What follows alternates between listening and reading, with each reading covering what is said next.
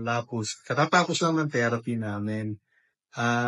Sis Marie, anong pakiramdam mo ngayon? Kumpara 1 to 10, 10 mataas, 1 is below. Mababa. Para sa akin ay 10. Bakit?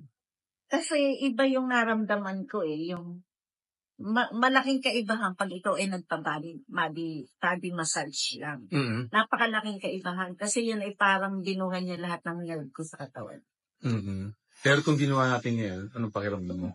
Yun ang pakiramdam. Oo. At saka katulad ng sinabi ko, pag ako'y babangon, bago ako makababa sa higaan, pahirapan. Pero I was surprised kasi bumangon akong bigla dito, lumakad, wala akong naramdaman.